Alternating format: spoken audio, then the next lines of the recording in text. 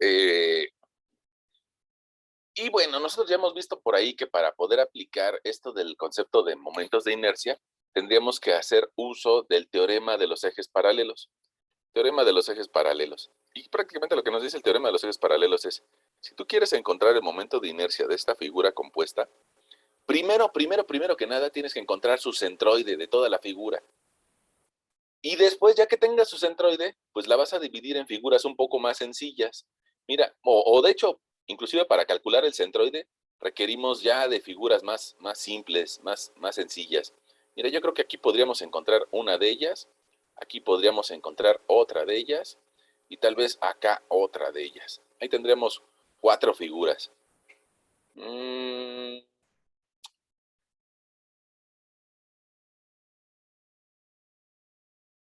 pues sí, yo creo que de esa forma lo vamos a resolver, ¿no? Eh, de esa forma, de esa forma nos lo aventamos. Bueno, ahora podríamos identificar aquí tal vez una figura uno, una figura 2, una figura 3 y un triángulo 4. Ahí tenemos 4 figuras. Y entonces, ya que tengamos esas 4 figuras divididas, pues evidentemente que cada una de estas figuras va a tener su propio centroide, su propio núcleo o su propio centro. Ahí estoy tratando a manera general de colocártela, ¿sale? Esa figura compleja que mide 17 metros de base, pues resulta que podríamos nosotros establecer dónde está el centroide de toda la figura y después de eso calcular el teorema de los ejes paralelos que nos diría, tienes que sumar cada una de las inercias locales con respecto al eje de las X más cada una de las áreas por sus distancias Y elevada al cuadrado. Mientras que también, para si lo quieres hacer con respecto al eje de las Y centroidales, pues vas a tener que sumar las inercias locales en Y más cada una de las áreas por las distancias X al cuadrado. Acuérdate que van cruzadas las distancias, ¿no? Para el eje de las X lleva distancias Y, para el eje de las Y lleva distancias X. Eso es teorema de los ejes paralelos. Ahora, antes de llegar a eso, nosotros tendríamos que encontrar primero el centroide de esta figura. Y para encontrar eso, voy a permitirme tomar el plumón gris. Y con este plumón gris vamos a establecer un par de ejes ortogonales, precisamente. Un par de ejes que formen 90 grados entre ellos. Híjole, ahí lo estoy trazando mal. Ahí están nuestros ejes ortogonales. Los puse de color gris porque lo más seguro es de que después utilicemos otros. Entonces, ahorita de ejes de color gris tenemos el eje de las Y y el eje de las X. De esa forma, digamos que todas nuestras distancias van a quedar positivas y nos puede ayudar a resolver o a entender un poco nuestro problema. Ahora, precisamente para calcular los centroides, pues nosotros necesitamos encontrar la coordenada X centroidal y la coordenada Y centroidal. Esa coordenada X la vamos a encontrar como sumatoria de áreas por distancia X, cada una de las distancias X, entre la sumatoria de las áreas y la sumatoria de las áreas por distancia Y entre la sumatoria de las áreas. Ahora, para eso pusimos nuestros ejes de color gris.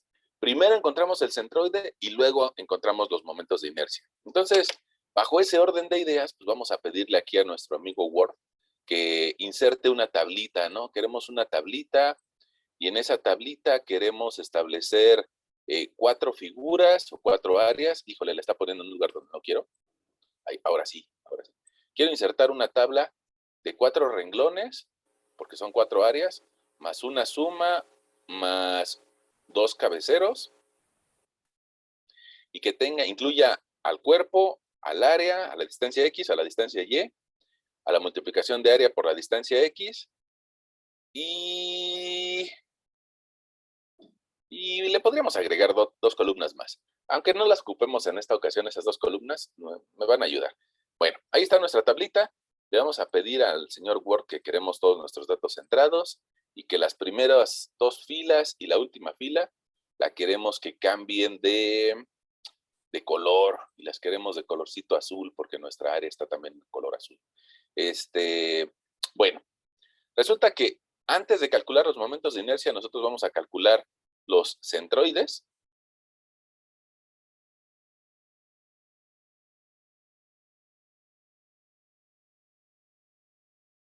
Voy a unir estos cabeceros.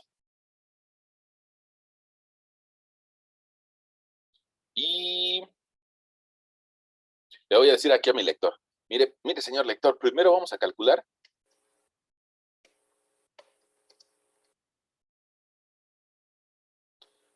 calcular el centroide y para eso vamos a necesitar una serie de columnas. En una de ellas vamos a escribir el cuerpo, después vamos a encontrar su área, después vamos a encontrar su distancia X, después vamos a encontrar su distancia y luego la multiplicación de área por X y la multiplicación de área por Y. Ahí está, el cálculo del centroide. Las áreas, como resulta que es un predio donde está medido en metros, pues entonces las áreas van a estar expresadas en metros cuadrados. Las distancias en X van a estar expresadas en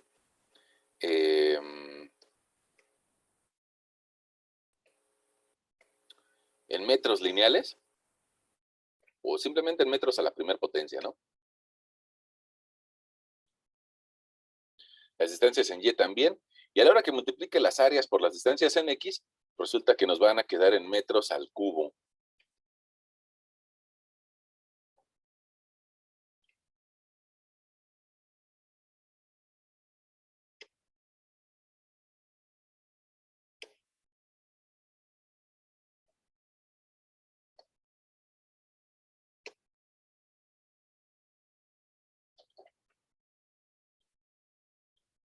Ahí está. Bueno, vamos a ir resolviendo esta tablita. Y para eso, pues yo creo que con eso que se alcanza a ver está más que bien. Vamos a identificar 4 áreas, ¿no? Ya las tenemos por ahí escritas en la parte de arriba. Primero tendríamos una figura 1 que es un rectángulo, el más grande de todos. Luego tendríamos como figura 2 otro rectángulo inferior a la derecha. Después tendríamos un rectángulo central. Y luego tal vez tendríamos una figura 4 que sería un triángulo.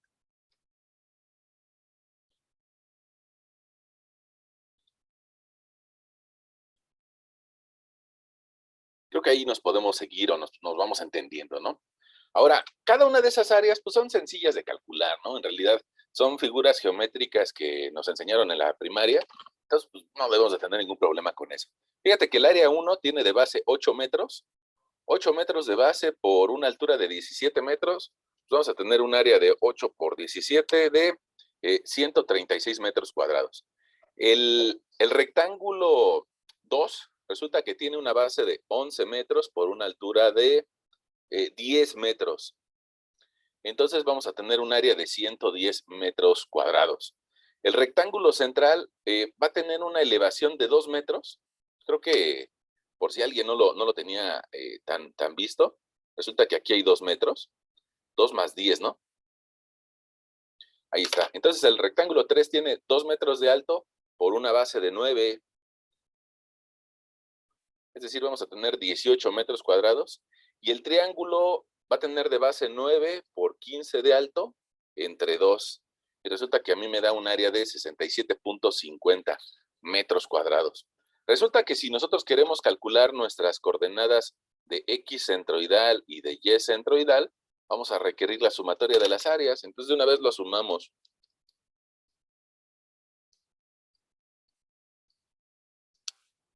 A mí me da una sumatoria de áreas de 331.50.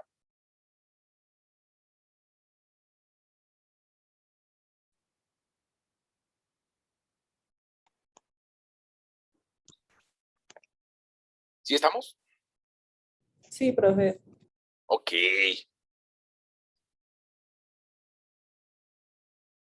Ok, ahí está.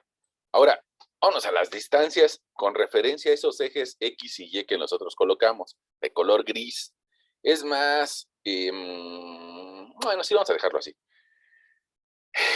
Fíjate que el área 1, la mitad en X de 8 son 4 metros. Y no tengo nada que agregarle antes, entonces simplemente le escribo 4 metros. El área 2, la mitad de 11 metros serían 5,50, más los 6 previos que tengo antes, serían 5,50 más 6, pues me darían algo así como 11,50.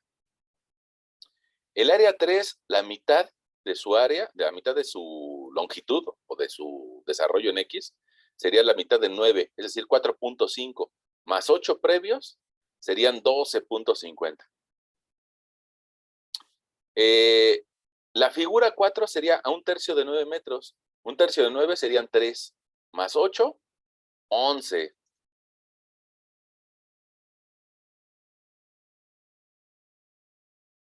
Con respecto a las elevaciones, pongamos de la figura 1, tiene 17 metros de alto. 17 entre 2 me dan 8.5 más los 10 de la base, o 10 del hueco, pues me daría un total de 18.50. La figura 2 no tengo nada que agregarle y nada más voy a sacarle la mitad a 10. La mitad de 10 es 5. La figura 3, resulta que la mitad de 12 es 1 más los 10 previos, me llevaría un 11. Y la figura 4 es 1/3 de la altura. 15 entre 3 es a 5, ¿no? 5 más las 12 previos que llevábamos, nos daría un 17.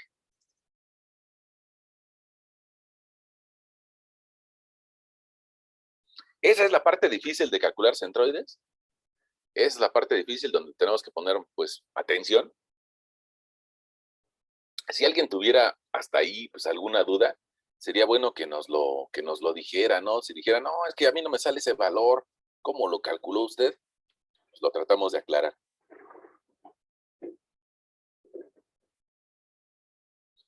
Todo bien, profe. Bueno, pues si no tenemos problema, si alguien la tuviera, que nos diga, ¿no? Y si no tenemos problema, pues hay que hacer esas multiplicaciones, ¿no? Hay que tomar ese 136 y multiplicarlo por 4, me da 544. Si ese 136 lo multiplicamos por 18.50, a mí me da 2516. Ahora, si tomamos el 110 y lo multiplicamos por 11.5, nos da 1265. Mientras que ese mismo 110 los multiplicamos por 5 metros, resulta que nos va a dar 550.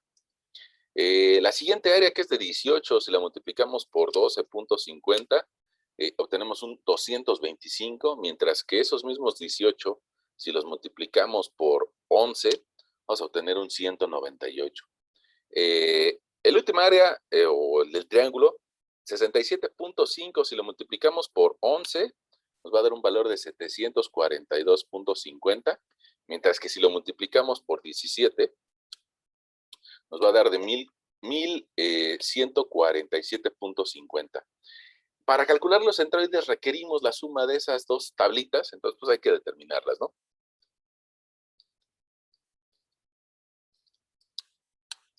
A mí la segunda tabla, la segunda columna, me da de resultado 4,411.50, mientras que la primera de las tablas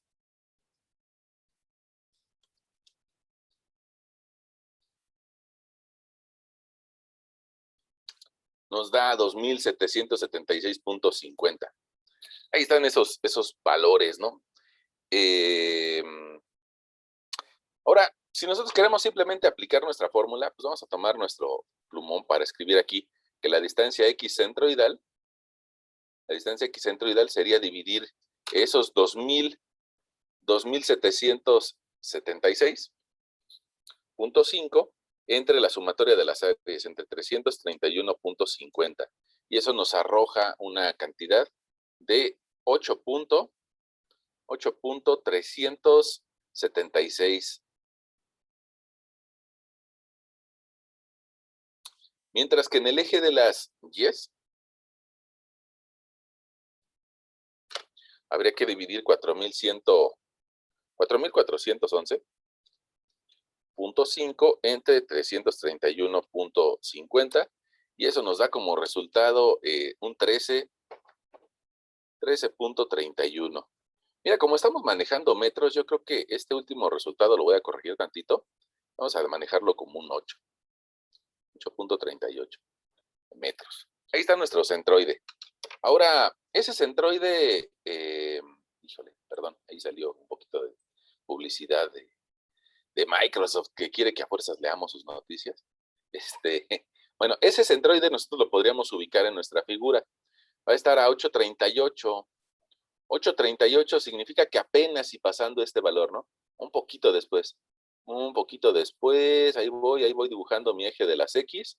Esa coordenada de las X está a una separación de, híjole, así, una separación de X centroidal de 8.38 metros. Ahí está la separación con respecto a la base, ¿no? O al origen. Y con respecto a su altura, hay que elevarnos 13.31 metros. Entonces va a estar más o menos como por aquí. Evidentemente aquí quedaría más bonito si lo dibujáramos a escala. Pero bueno, eso ustedes lo van a poder hacer si quieren pasar sus apuntes en limpio. Pues ustedes sí tienen cuadritos en su cuaderno. Y ahí podrían tener 13.31 metros de alto. Y eso sería la coordenada y centroidal. Y estableceríamos el punto centroidal de toda la figura. Es centroide de toda la figura. Bueno, ahora, ¿por qué los puse en rojo o por qué los puse casi en rosa más bien? Bueno, porque solemos colocar unos nuevos ejes ahí, en ese punto.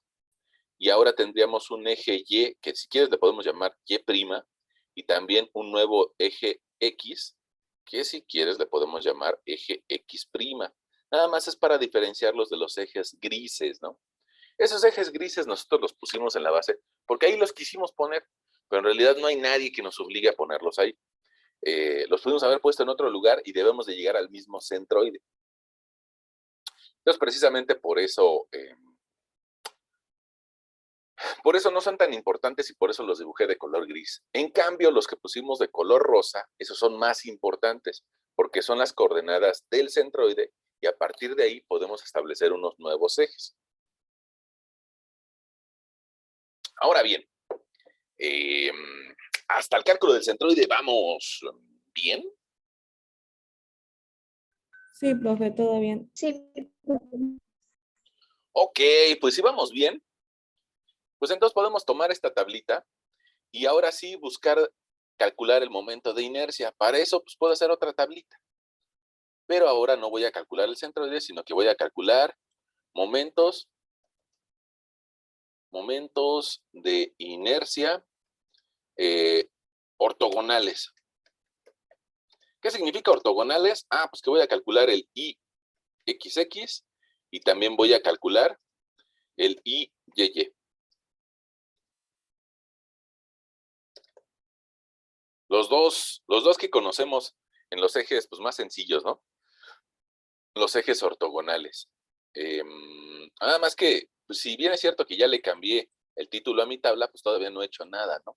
Entonces voy a quitar estas distancias X y estas distancias Y. Las voy a quitar. Y también estas multiplicaciones ya no me sirven de nada, los voy a quitar. Las áreas sí las voy a conservar porque me sirven para el teorema de los ejes paralelos. Es más, se lo podemos escribir aquí a nuestro lector. Usando teorema de los ejes paralelos. Ya está. No requiero las distancias X y Y como tal, sino más bien requiero, o así lo hemos escrito nosotros, una distancia X y una distancia Y. Y un poquito antes voy a escribir el eje Y, perdón, el momento de inercia sobre el eje de las Y y el momento de inercia sobre el eje de las X. Los momentos de inercia locales llevan de unidades metros a la cuarta o nuestro sistema de medición a la cuarta, ¿no? En el que estamos trabajando milímetros, son milímetros a la cuarta. En este problema que estamos con metros, pues son metros a la cuarta. Las distancias van en metros y resulta que si nosotros queremos aplicar estas formulitas que tenemos en la parte alta de la pantalla y que voy a permitirme subrayarlas, bueno, si queremos aplicar este par de fórmulas, pues también requerimos la multiplicación de área por la distancia al cuadrado. Entonces, para eso nos van a servir nuestras últimas columnas de la tablita, donde vamos a incluir distancia X multiplicada por el área, y la distancia X va al cuadrado. Perdón si me estoy tardando en hacer esa tablita al 253.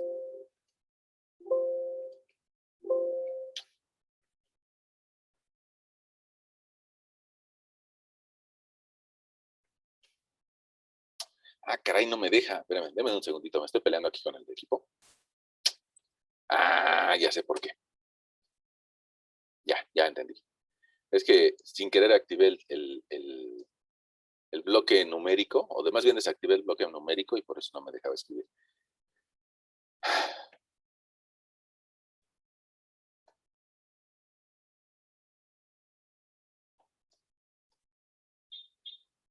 Ok, si voy a multiplicar área que está en metros al cuadrado por distancia, que también va a estar al cuadrado porque lo voy a elevar al cuadrado, mi resultado va a quedar en metros a la cuarta. Ahí está. Ah, bueno, lo único malo es de que como que esta tablita,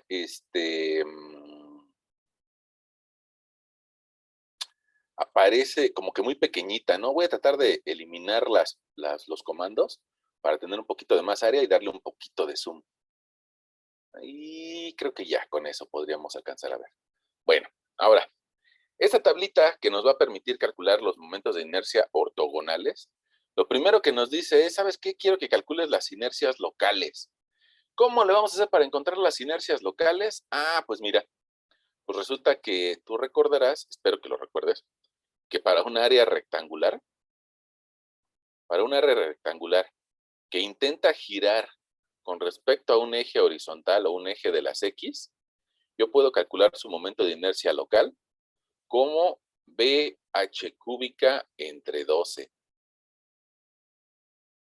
Entonces, pues podríamos calcular ya los valores de la inercia en X. Pongamos para el primer rectángulo. Para el primer rectángulo tenemos una base de 6 metros.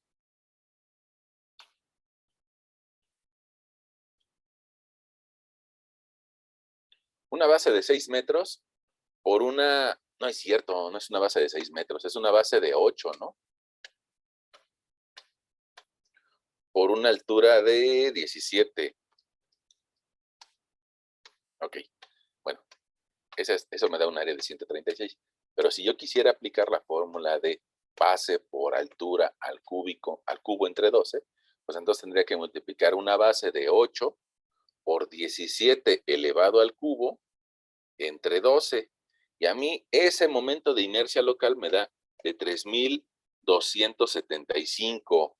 3,275.33 podríamos agregarle metros a la cuarta potencia. Ahora, la siguiente área, la figura 2, yo tendría una base de 11 por una elevación de 10 metros al cubo entre 12. Y eso a mí me da un momento de inercia de 916.67 metros a la cuarta.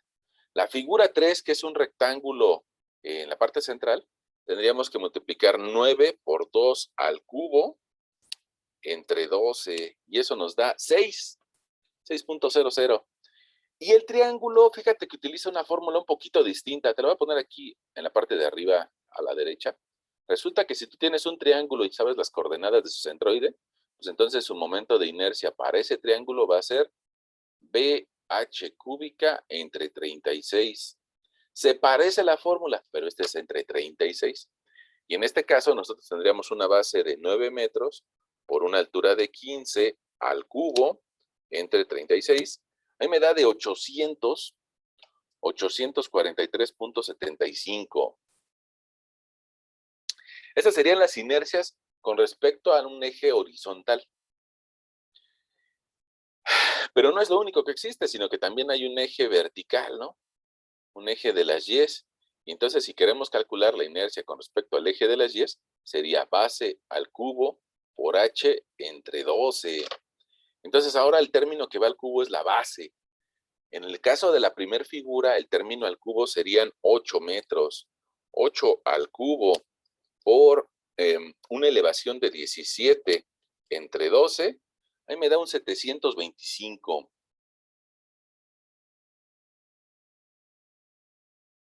725.33.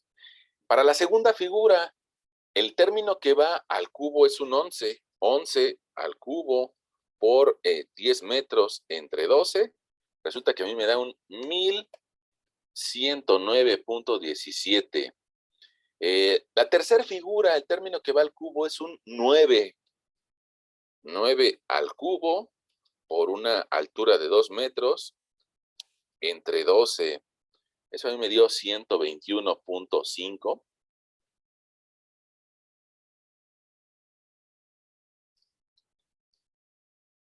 Mientras que para la figura triangular, pues de la misma forma también tenemos una IY, que es con una fórmula muy parecida, nada más que sería B al cubo H entre 36. Entonces, para el triángulo, nos tocaría elevar la base de 9 metros al cubo por una elevación de 15 entre 36. Eso nos termina dando 303.75.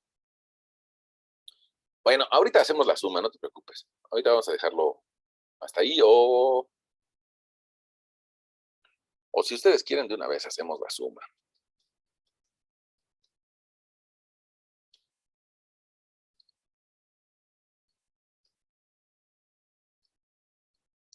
Miren, esa suma a mí me da 2.259.75. Mientras que la suma de las inercias en X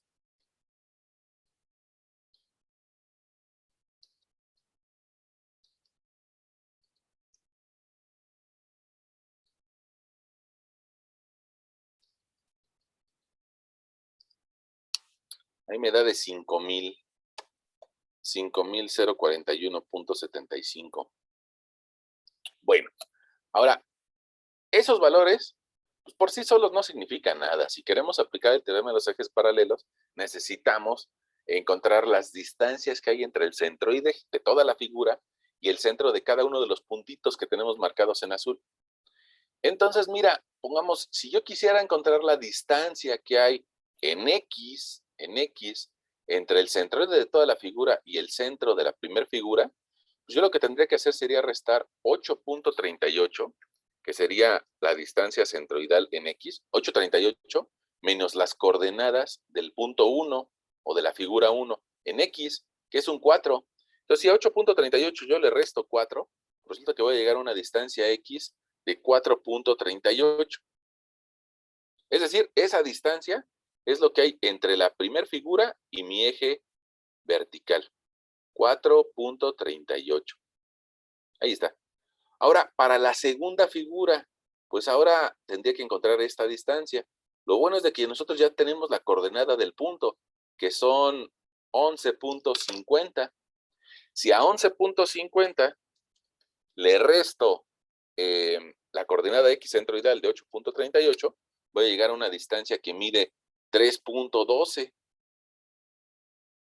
La coordenada del punto 3, que vale 12.50, bueno, pues a 12.50 le resto la coordenada X centroidal de 8.38 y voy a llegar a un 4.12, mientras que para el triángulo, que tengo una coordenada X de ese puro triángulo que vale 11, le quito la de toda la figura, 8.38, y voy a llegar a una distancia que mide 2.62.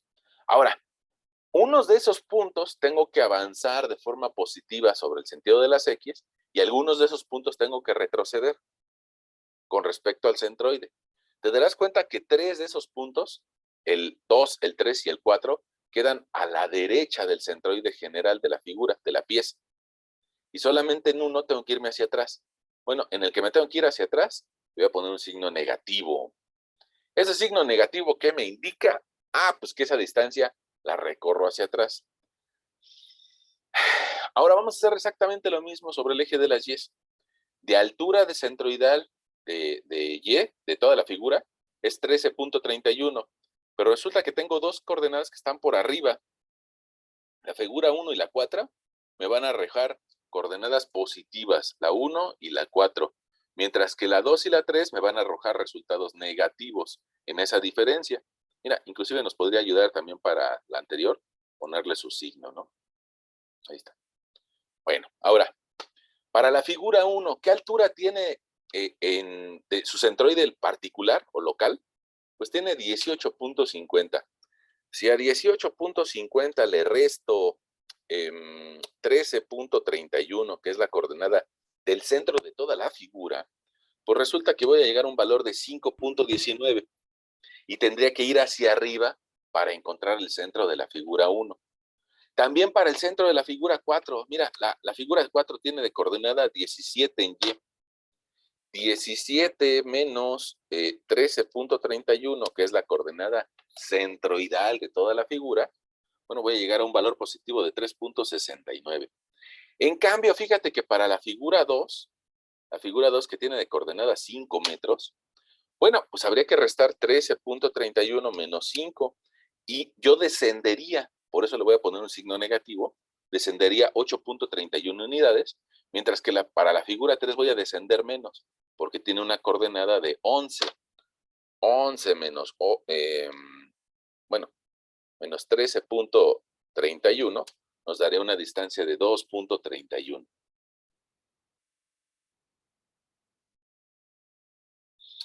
Esa probablemente sea la parte más difícil, la parte más compleja de calcular el momento de inercia con respecto a los ejes ortogonales, ¿no? Encontrar la distancia que hay del centroide a cada una de las figuras particulares.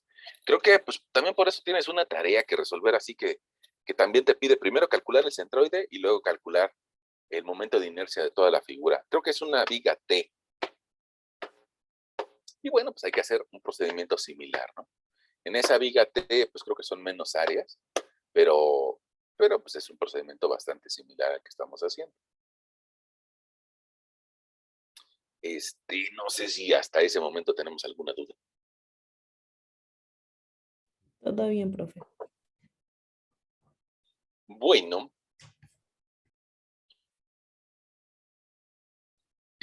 no sé si todo va bien, pues entonces ya podríamos aplicar este par de multiplicaciones, ¿no?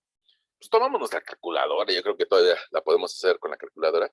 136 por una distancia negativa de 4.38 al cuadrado, resulta que nos va a dar un 2609.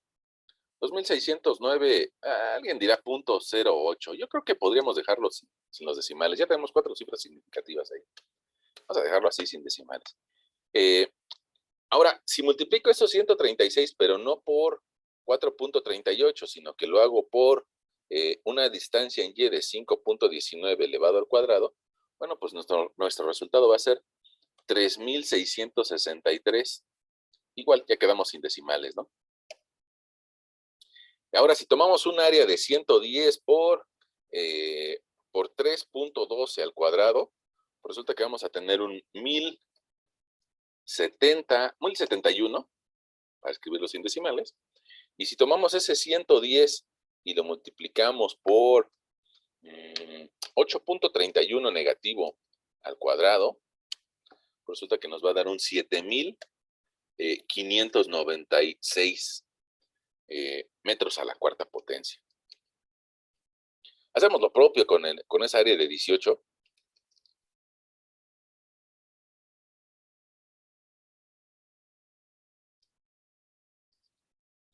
Con una distancia de 4.12 al cuadrado. A mí me da de 305 simplemente. Y si lo hacemos con un área, con una distancia de menos 2.31, nos da un valor de 96. Ahora, para el área de 67.50 multiplicada por 2.62 al cuadrado, obtenemos un valor de 463.3 o 463 simplemente. Y si lo multiplicamos en lugar de esa distancia de 2.62 por 3.69, pues llegaremos a un valor de 919.0. Ahí está. Ok, ahora, fíjate que para aplicar el teorema de los ejes paralelos que está escrito acá en la parte de arriba de tu pantalla, pues requerimos esa suma, ¿no? De esas últimas dos columnas. Entonces vamos a sumarlas.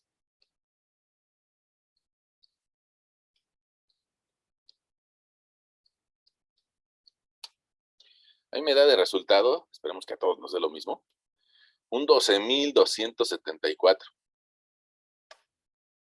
Mientras que la sumatoria de la penúltima columna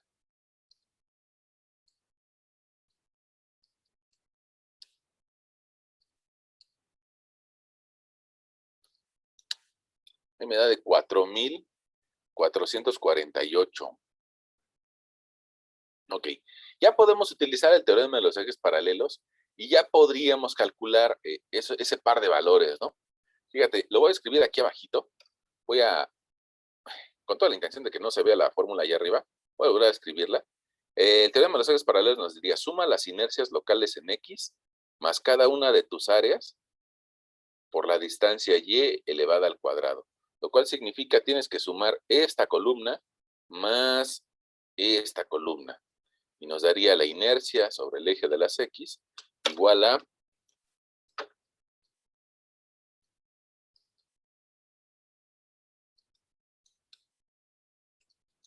en términos sin decimales, nos daría un 17,316 metros a la cuarta.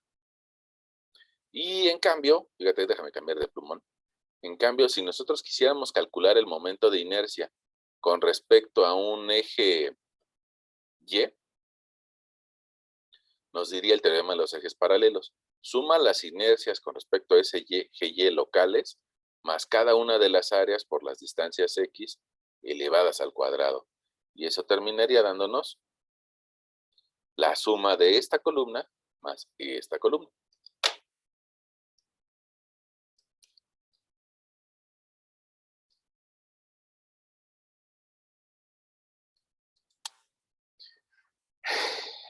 Ya sin decimales nos daría 6,708 metros a la cuarta.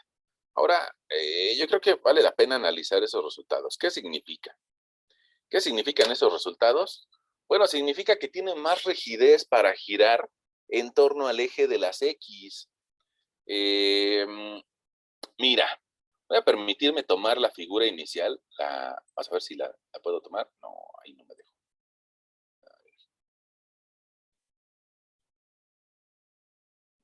No, tampoco quiero eso. Bueno, demonios. Voy a copiar eso.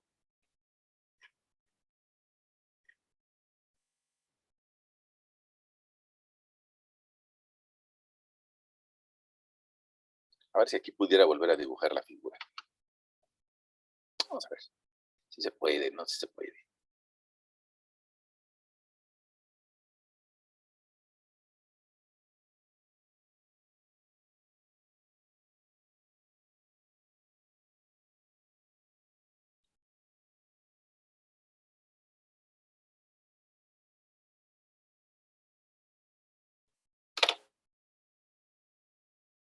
Ahí está nuestra figura inicial. Nada más le estamos reconfigurando para que no traiga pues todas las cotas que a veces nos estorban para explicar algún concepto. Ya, ahí te la vuelvo a dibujar.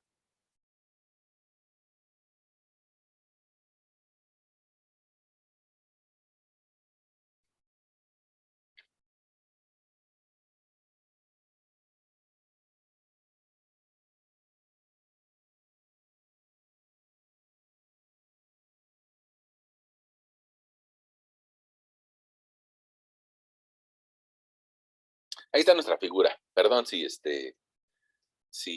me tardé tantito, ¿no? Aquí.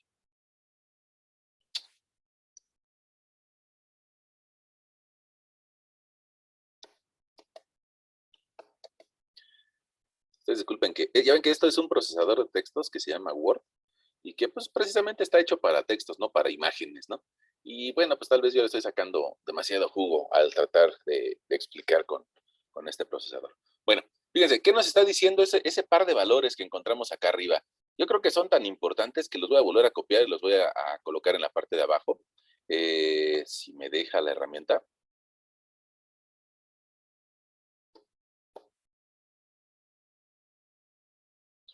Ahí lo estoy colocando en la parte de abajo. Y lo que nos está diciendo es la dificultad o la facilidad de girar con respecto a esos ejes ortogonales.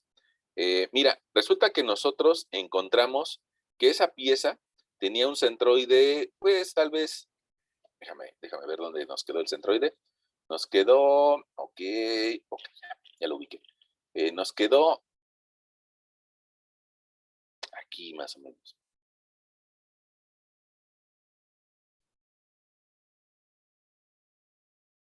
Ahí nos quedó nuestra coordenada X centroidal. Y tal vez por aquí nos quedó nuestra coordenada Y centroidal. ¿Qué significa ese 17,000?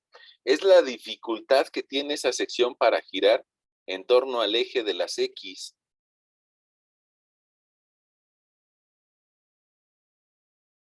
¿Y qué significa ese 6,000? Significa la dificultad que tiene esa sección para girar en torno al eje de las Y.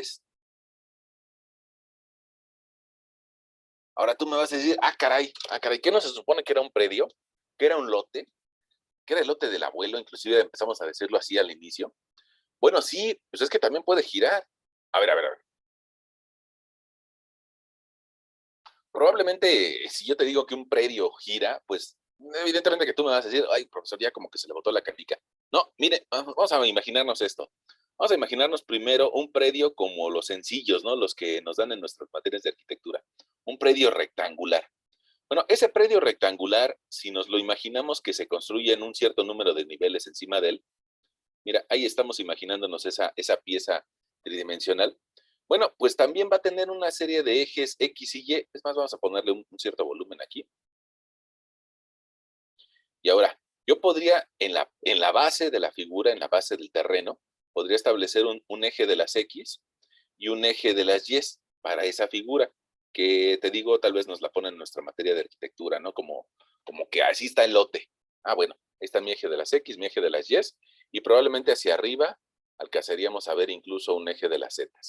Bueno, si yo puedo esa figura, la puedo dibujar en 2 dimensiones, es decir, la dibujo desde arriba, pues yo simplemente vería el eje de las Y con el eje de las X y vería que ese terreno tiene una configuración pues, bastante sencilla, ¿no? Un rectángulo. Pero si lo veo de lado, si lo veo en alguno de sus perfiles, probablemente yo alcanzaría a ver, pongamos, el eje de las Z contra el eje de las X. Y tal vez me imagine un edificio pues bastante alargado, bastante vertical. Ahí está mi edificio. Y si veo el eje de las Z con respecto al eje de las Y, probablemente ahora vería un edificio bastante robusto. Ahí está. Bueno, ahora, imagina esto. Ya ves que nuestro país está en una zona sísmica, ¿no? Ya ves que nuestro país está en una zona sísmica.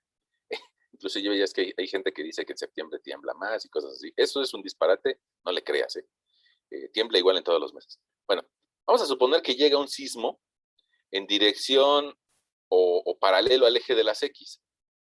¿Qué le va a provocar a nuestro terreno, que sería este edificio? Bueno, pues que en algún momento el sismo se mueva hacia la izquierda y en algún momento se mueva hacia la derecha, y luego a la izquierda y luego a la derecha, y así sucesivamente.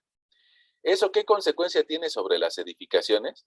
Que a partir del nivel de terreno natural, ese edificio empieza a oscilar hacia uno de los extremos y después oscila hacia el otro de los extremos. Estoy exagerando el movimiento, ¿no?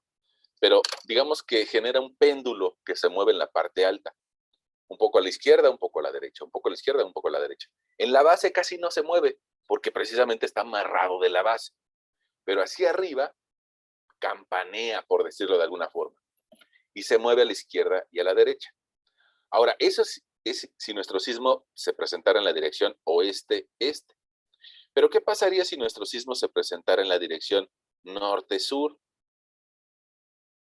Ah, pues entonces resulta que girando con respecto al eje de las X, tendería a irse hacia la parte positiva del eje de las Y o hacia la parte negativa del eje de las Y, lo cual significaría que estaría girando, mira, ahora en el otro corte, te lo ejemplifico, que estaría girando así o que estaría girando así. Ah, ahora, ¿en base a qué eje o con relación a qué eje tiene una mayor inercia? Bueno, pues esta figura sencilla, evidentemente que nosotros diríamos que con respecto al eje de las X, vamos a tener una mayor inercia. Va a ser más difícil que gire con respecto a este eje que con respecto al otro eje. ¿Y eso dónde se vería? Ah, pues mira, se vería aquí. Aquí, perpendicular a tu pantalla, en ese punto está el eje de las X. Y evidentemente que este cuerpo que es más robusto es más difícil que gire tanto a la izquierda como a la derecha. En cambio, En cambio, con respecto al eje de las Y, es un poco más fácil que gire, ya sea a la izquierda o a la derecha. Y eso lo vemos en el otro corte. Es más fácil que nos imaginemos que este edificio se va a ir a la izquierda o a la derecha de forma rotativa. Y, y ahí estamos entendiendo por qué, mira, de forma perpendicular a tu pizarrón, ahí donde está ese punto, está el eje de las Y, porque acá ya está el eje de las X. Entonces, perpendicular a tu pantalla está el eje de las Y. Y eso es lo que significa el momento de inercia para un análisis sísmico. Evidentemente que nuestra materia no es ese objetivo, ¿no? Nuestra materia va más orientada a la resolución de vigas, pero también el momento de inercia te podría ayudar a calcular las deformaciones por sismo en una estructura alta. Ahora, eso es con respecto a un esquema sencillo, ¿no? Un esquema de un prisma rectangular. ¿Qué pasa con nuestro predio? Pues que este predio también puede estar asociado a un par de ejes X y Y. Mira, déjame te los pongo por acá. Un par de eje X, un par de eje de las Y. Y nosotros podríamos imaginarnos encima de ese par de ejes X y Y a nuestra figura. Ahí va nuestra figura. Resulta que después avanza paralela, y baja, recorta, avanza. Ahí está nuestra figura en 3 dimensiones. Probablemente si es el predio del abuelo o de la abuela, probablemente alguno de sus hijos tuvo la tentación de construir. Mira, pues resulta que dijo, pues voy a hacer un pisito hacia arriba, un piso hacia arriba, un piso hacia arriba, un piso hacia arriba. Y resulta que ahí ya tendríamos una figura tridimensional con un nivel de elevación. Probablemente llegó otro de sus hijos y dijo, yo también quiero construir aquí, otro piso hacia arriba. Y tendríamos una nueva figura con otro nivel de elevación. Y de repente, pues ya llega hasta los nietos, ¿no? Dice, ¿qué cree, abuelito? Que la novia está embarazada, ¿no? Bueno, y pues hay que hacer otro piso hacia arriba, ¿no? Y entonces resulta que nuestro cuerpo, pues empieza a crecer hacia arriba. Y el abuelito, como es buena onda, pues deja construir a todos ahí. Bueno, y lo malo es cuando llegan a fallecer el abuelito, porque híjole, luego empiezan las peleas familiares, ¿no? Los tíos con los terrenos del abuelo. Bueno, fíjate. Ahí está nuestro edificio de 3 niveles. Y ese edificio de 3 niveles, déjame, se me fue un poquito chueco mi edificio, fue autoconstrucción.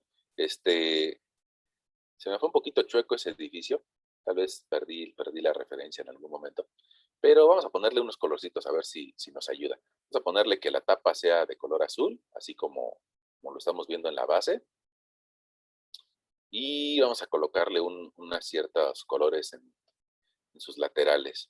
Uno que sea de color verde, ahí, control Z.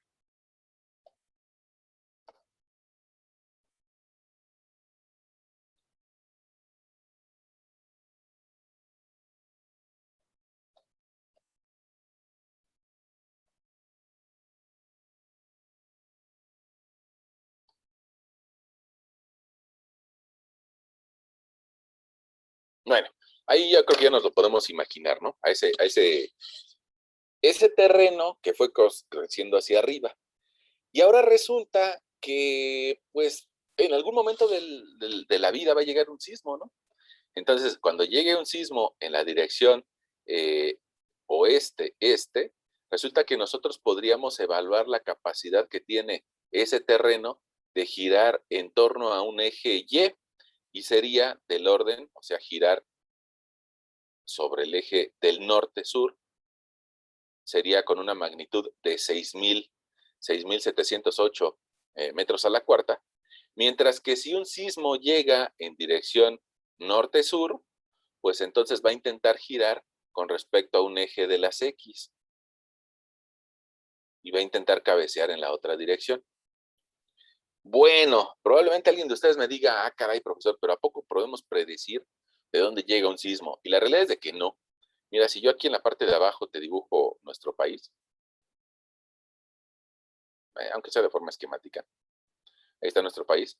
Resulta que muchos de nosotros vivimos en la zona centro del país. Puede ser que alguien me diga en Atizapán o en Iztapalapa o en Cuautitlán o en Texcoco o en Álvaro Obregón, donde sea. Pero vivimos más o menos hacia el centro del país. Y eso significa que a veces los sismos nos llegan desde Michoacán, pero a veces los sismos nos llegan desde Oaxaca. Y esos no son las únicas direcciones de los sismos, sino que en realidad los sismos nos pueden llegar de cualquier otro lugar, nos pueden llegar desde Guerrero, nos pueden llegar desde Jalisco, desde Chiapas, desde Puebla, incluso hasta de Veracruz, aunque es raro, pero pueden llegar en cualquier dirección. ¿Y eso qué significa? Bueno, pues que habría que revisar si esta sección es capaz de girar en cualquier dirección, incluso con respecto a unos ejes que les podríamos llamar eje U y eje V, en cualquier dirección. Ah, caray, es que ahí ya se pone un poquito interesante, ¿no? Porque esa figura, cuando la analice con respecto a los ejes U y V, resulta que ya no voy a tener fórmulas sencillas para aplicar, pero vamos a necesitar de otro concepto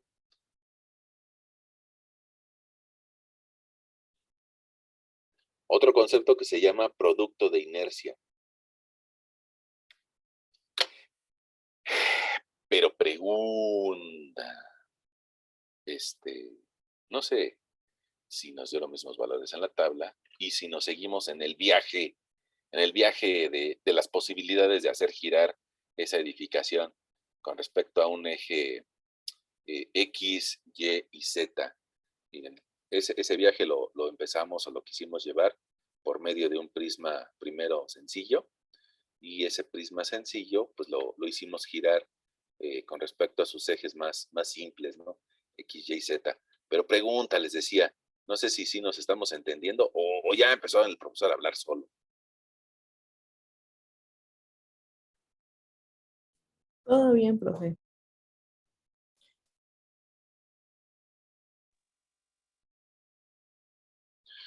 Bueno,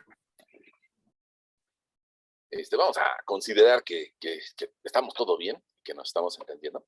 Ahora, fíjense, lo último que salió por aquí de nuestro comentario es de que ahora vamos a requerir, si lo queremos evaluar en otros ejes que no sean los ortogonales, el X y el Y, bueno, pues vamos a requerir un valor de un nuevo concepto que se llama IXY, inercia XY.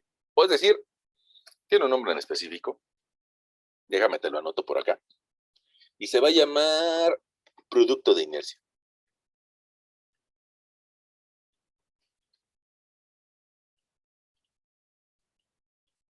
Se llama, bueno, su forma de identificarlo es IXY. Ahora mira, si nosotros ya tenemos un cierto conocimiento previo, que era utilizar el teorema de los ejes paralelos para la X y para la Y, inercia XX, quedamos que era la sumatoria de las inercias locales más las áreas por las distancias Y elevadas al cuadrado, y también sobre el eje de las Y, sumatoria de inercias Y locales más la sumatoria de las áreas por las distancias X al cuadrado. Ya tenemos eso de conocimiento previo. Bueno, pues fíjate que ahora combinamos las letras, la X y la y se llama producto.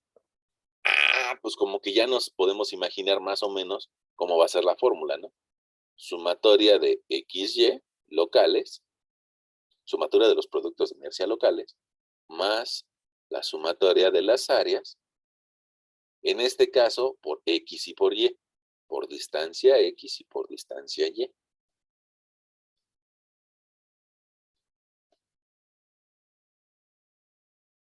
Ah, es, digamos, la misma fórmula, nada más que ahora para incluyendo la distancia X y la distancia Y. Ok, ahora, pero eso no me está diciendo, bueno, probablemente alguien se enoje y nos diga, oiga, profesor, pero no nos está definiendo qué es el producto de inercia. Bueno, no se los estoy diciendo porque la verdad es bastante complejo qué significa el producto de inercia. Vamos a ver si lo podemos encontrar, de todas formas. Nada más déjame Eh, ah, ay, a ver, perdón. Estaba tratando de encontrar un naranja menos intenso.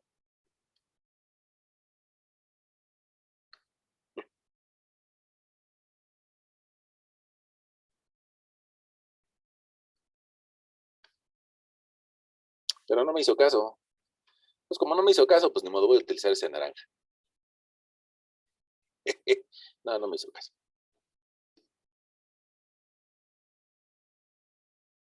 Bueno, ¿qué es eso del producto de inercia? Yo creo que podríamos abrir nuestro libro, nuestro Kibler, el de bolsillo. Son como 600 hojas, entonces, pues claro que es una edición de bolsillo, ¿no? Y podríamos regresarnos tal vez a la página, me parece que 545, vamos a ver más o menos por ahí. Ah, mira, aquí ya apareció este concepto, producto de inercia. No sé si ustedes podrían echarme la mano y leerlo, cada uno de ustedes en voz baja, o sea, para sí, esta definición, ¿no?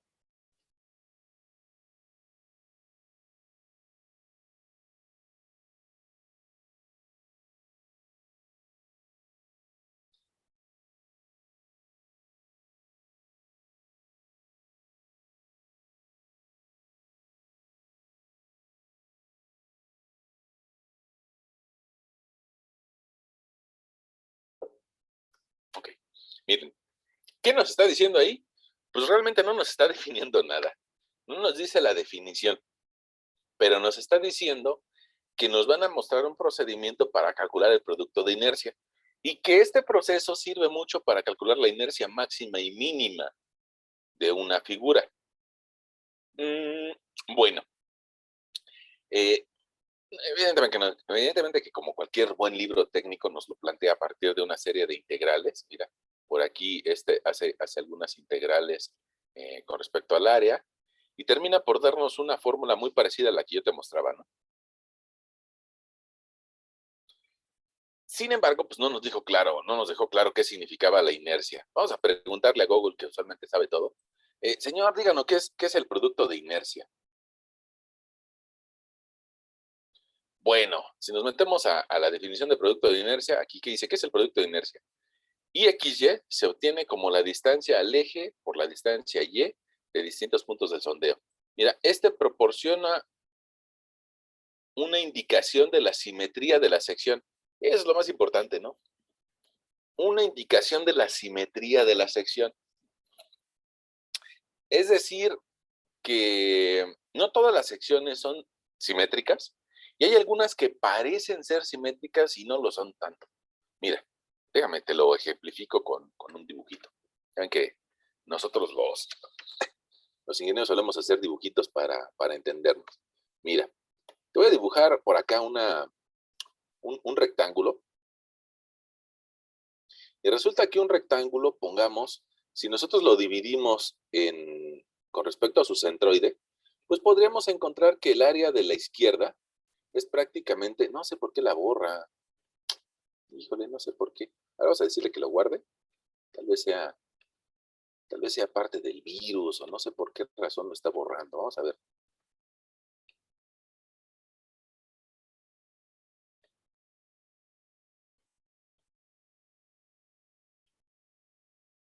Qué caray, ¿qué está borrando?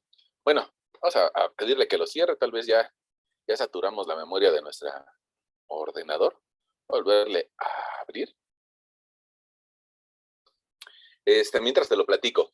Eh, Puede ser que el área de la izquierda y el área de la derecha tengan los mismos valores numéricos, pero no necesariamente sean simétricas.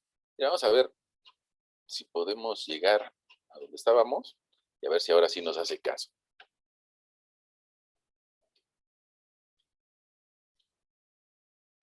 Mira, el área de la izquierda, no nos está haciendo caso, la borra. Híjole, creo que ya me voy a meter en un problema aquí porque, bueno, vamos a ver si las otras nos las dejan. Mira, el área de la izquierda es sensiblemente la misma área de la derecha, ¿no? Ahí está. Entonces ahí sí podríamos decir que existe una simetría, pero pongamos el área de arriba de esta figura, también es pues exactamente igual al área de abajo.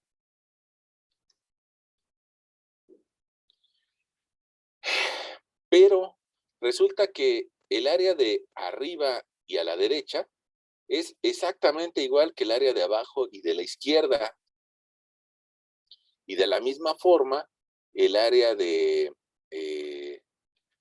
arriba de la izquierda es exactamente igual que el área de abajo de la derecha. Entonces, en una sección rectangular, prácticamente nos estamos dando cuenta de que la sección está equilibrada. Como la sección está equilibrada, pues prácticamente le podríamos decir a nuestro lector que ese producto de inercia que nos mide qué tan equilibrada está una sección, pues vale cero. Por definición, en áreas rectangulares, el producto de inercia vale cero. Pero mira, déjate muestro qué pasaría con un triángulo. Vamos a dibujar por acá un triángulo. Ahí está mi triángulo, podríamos encontrar su centroide. Y resulta que si nosotros dividimos ese triángulo a partir de su centroide en los ejes ortogonales, ahí ya no se va a cumplir la relación. Mira, si bien es cierto que el área que tengo a la izquierda del centroide va a ser exactamente la misma cantidad de área que yo tenga a la derecha, eso es cierto. Y también es cierto que el área que tenga en la parte inferior de ese centroide va a ser igual al área que voy a tener en la parte superior del centroide. Eso también es cierto. Bueno, fíjate que hay algo que no se cumple, que el área, el área que está por arriba y a la izquierda, como sumada al área que está abajo y a la derecha, no es la misma, no es la misma que el área que tengo abajo a la izquierda de arriba a la derecha. Aquí ya no se cumple. Entonces mi sección está desbalanceada. Tiene un eje que tiene mayor inercia con respecto a la otra. Y para eso, el producto de inercia para triángulos lo podríamos nosotros calcular sobre el eje de las X como B cuadrada, H cuadrada entre 72. El producto de inercia, perdón. Entonces, fíjate, antes teníamos base al cubo o H al cubo. Ahora tenemos B cuadrada y H cuadrada. E intervienen las dos, tanto la X como la Y. De esa forma nosotros podríamos calcular el producto de inercia para un triángulo. Nada más que se pone un poco más interesante porque hay que analizar cuál es la forma de mi triángulo. Pongamos, si mi triángulo es positivo, plenamente positivo contra positivo, resulta que este triángulo, su signo general del producto de inercia va a ser positivo. Si tuviera coordenadas negativas contra coordenadas negativas, también este triángulo, su producto de inercia va a ser positivo por la multiplicación de menos por menos. Pero ojo, si yo llegara a tener un triángulo que tuviera una configuración, una parte positiva y una parte negativa, pues entonces su producto de inercia va a ser negativo por la multiplicación de más por menos. Y de igual forma en el otro cuadrante. Este también sería negativo. Bueno, ahora, con esta información te voy a pedir que, pues, que hagamos un esfuerzo y que tratemos de calcular el producto de inercia del ejemplo que estábamos realizando nosotros. Lo borré. Bueno, eh, pues vamos a, para eso, tomar al ejemplo que estábamos tomando nosotros, vamos a calcular esta tablita, o tomar prestada esta tablita.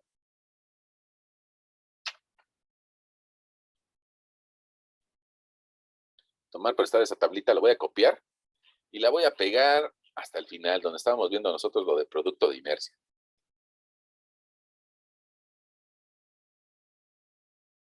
Ahí está, nuestra tablita.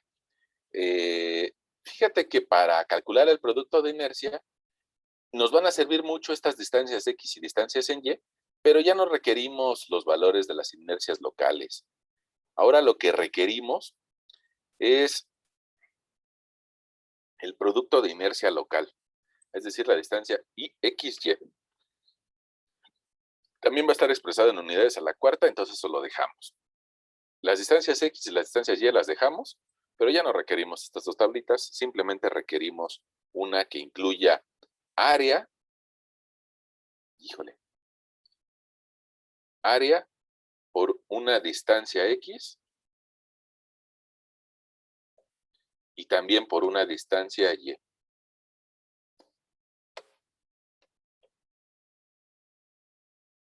Esa multiplicación va a estar expresada en metros a la cuarta potencia.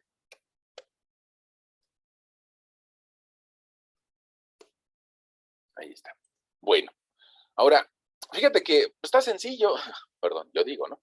Está sencillo, yo digo, porque mira, aquí en este espacio donde está nuestro teorema de los ejes paralelos, voy a borrarlos y me voy a permitir copiar la imagen original.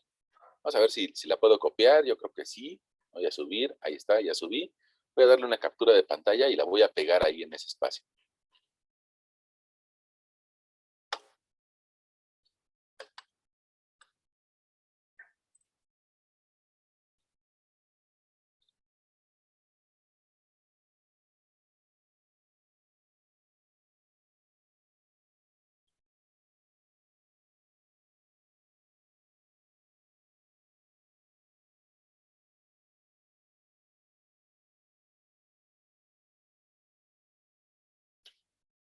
Voy a pedir que, con respecto a su alineación, quede delante del texto. Ahí está, ya la pude pegar ahí, para que la podamos ver.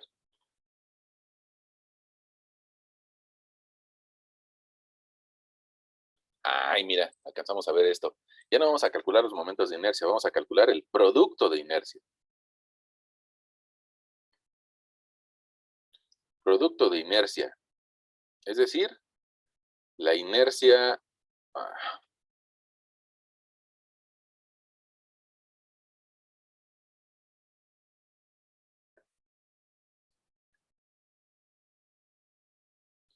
Bueno, ahí está. ¿Te acuerdas de que nosotros tenemos 4 áreas? Esas 4 áreas, 3 de esas 4 áreas son rectángulos. Entonces, 3 de estos 4 valores van a ser 0, 0, 0. Y nada más tenemos un triángulo. Ese triángulo tiene de base 9 metros de base. Y voy a multiplicar 9 al cuadrado. 9 al cuadrado, para seguir la formulita del producto de inercia del triángulo. 9 al cuadrado por una altura de 15 al cuadrado. Y nuestro resultado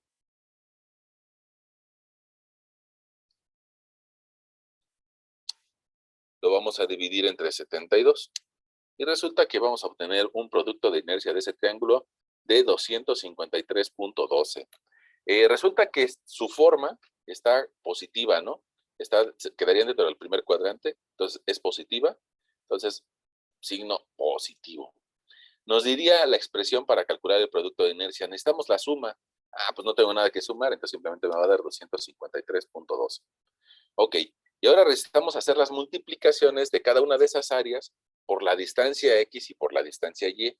Aquí lo que se pone interesante es de que ya cobran sentido los signos. Mira, aquí tenemos un signo negativo por positivo, nuestro resultado va a ser negativo. En el segundo renglón también va a ser negativo. En el tercer renglón va a ser negativo y en el cuarto renglón va a ser positivo. Ahí están, esos van a ser nuestros signos. Y simplemente multiplicamos. 136 por 4.38 y luego por 5.19, bueno, nos daría una cantidad de 3.091.58. La segunda cantidad sería 110 por 3.12 por 8.31, nos daría de resultado 2.851.99. La tercera cantidad sería 18 por 4.12 por 2.31 negativo. Nuestro resultado es negativo y da 171.31. Y la última multiplicación, 67.50 por 2.62 por 3.69. Nuestro resultado nos da 6.652.58. Bueno, pues hay que hacer esa suma, ¿no? En realidad, si hay 3 resultados negativos, ya sabemos que nos va a dar un resultado negativo, ¿no?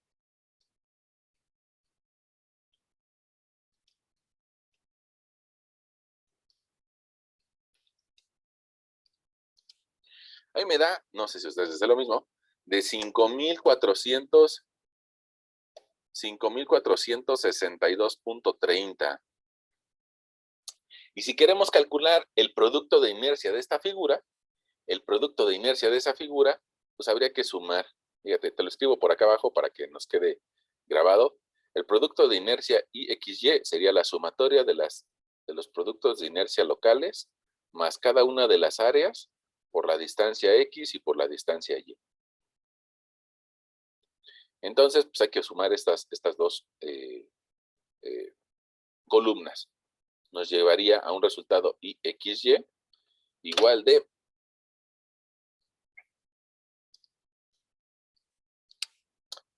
menos 5.209.18. Ahora, evidentemente que esta medida de desbalance de equilibrio, pues en sí solo no nos dice nada. En sí solo no nos dice nada, nada más que mira, si tú recuerdas lo que nos decía el Hibbeler, o más bien lo que veíamos por acá, es una proporción que nos indica una simetría de la sección. Y también el Hibbeler nos decía, mira, es que esto va a ser necesario para calcular la inercia máxima y la mínima. Mira, me gustaría que tú anotaras esto, que te voy a pedir de favor, que te eches una lectura, ¿no? Para nuestra siguiente sesión, sería bueno que leyeras de la página del PDF 552 a la 557 del PDF, o bien que leas de la 534 a la 539 del libro de Hibbeler. Échate una lectura para nuestra siguiente sesión, para que entendamos de que esos ejes que pueden estar rotados, podemos nosotros calcular sus efectos por medio de una serie de utilizar senos y cosenos. Es decir, nosotros podríamos calcular la inercia sobre el eje U y sobre el eje V a partir, mira, aquí están las fórmulas, a partir de utilizar senos y cosenos. Imagínate, pongamos al buen Sir Isaac Newton, ¿no? Al buen Newton cuando no tenía calculadoras, o a Boussinesq, o a alguno de nuestros grandes científicos, haciendo eso sin calculadora. Bueno, pues era para personas bastante tercas, ¿no? Eso de la ingeniería es para personas tercas. Y pues que se requería mucho tiempo, ¿no? Nosotros ahora tenemos una calculadora y fácilmente podemos encontrar el coseno cuadrado, el seno cuadrado, pero esas personas lo hacían sin calculadora. Bueno, estas ecuaciones se vuelven bien complejas, ¿no? Mira, se empiezan a volver un poquito difíciles. Hasta que llegó un científico que se llamaba Otto Moore. Y Otto Moore dice, ¿saben qué? Pues ¿para qué se están complicando la vida con senos y con cosenos? Si lo podemos resolver de una forma más sencilla. Entonces, de ahí sale algo que le llamamos círculo de Moore. Y por medio de analizar un círculo, podemos encontrar muchas de esas cantidades sin tener que utilizar senos y cosenos complejos. Mira, este es el círculo de Moore en su versión más pura y aplicada a momentos de inercia. Ahora, de esta figura, ¿qué es importante? Te lo dibujo por acá. Te lo dibujo por acá, no sin antes pedirte que te digo que leas para nuestra siguiente sesión, que tú leas de la página 552 a las 557 del PDF de Hibbeler. Hay que leerlas, ¿no? Bueno, ahora, de todas formas te lo platico un poquito. Fíjate que un científico que se llamaba Otto Moore, se le ocurrió esto del círculo de Moore. Y resulta que el círculo de Moore nosotros lo podemos aplicar para cálculo de inercias en cualquier dirección, para cálculo de esfuerzos en cualquier dirección, o para cálculo de deformaciones en cualquier dirección.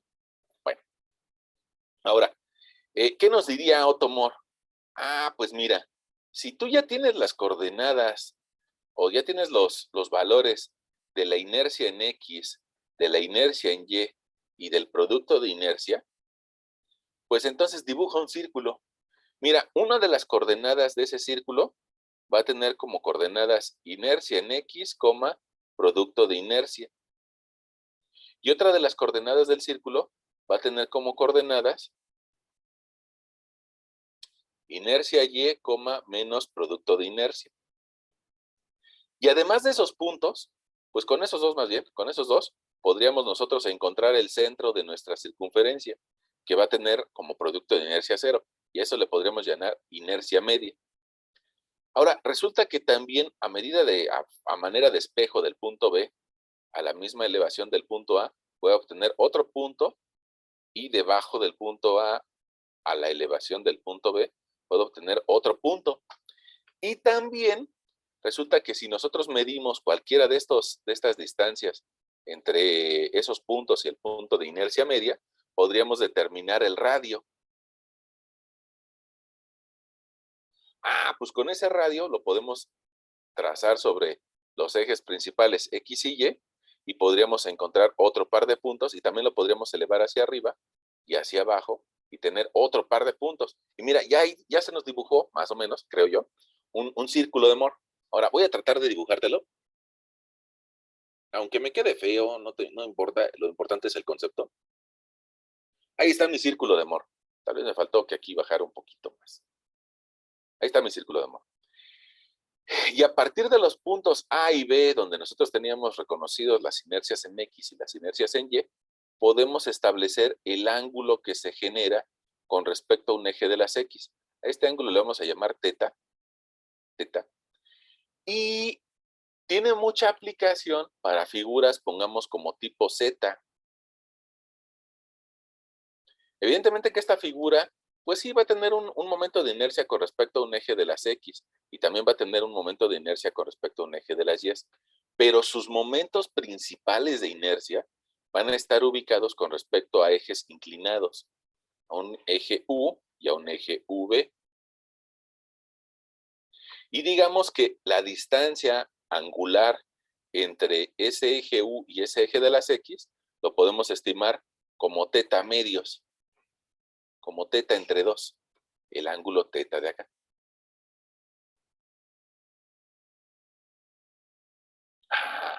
Fíjate que el círculo de Moore, este señor que tuvo a bien regalarnos su investigación, resulta que nos puede decir en qué ángulo está el eje donde tiene esa figura un mayor momento de inercia.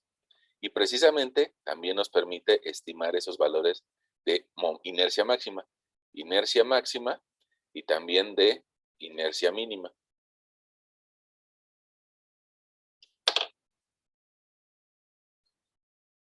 Ese círculo de Moore también nos puede ayudar para determinar en qué ángulo se presentan los mayores esfuerzos o las mayores deformaciones, pero de eso platicaremos más adelante. Ahora, aquí yo te planteé la idea general del círculo de Moore, pero necesito que tú lo leas, ¿no? Por tus propios ojos. Pues por eso te pido que le eches una lectura de la página 552 del Hibbeler a la 557 para la siguiente sesión, ¿no?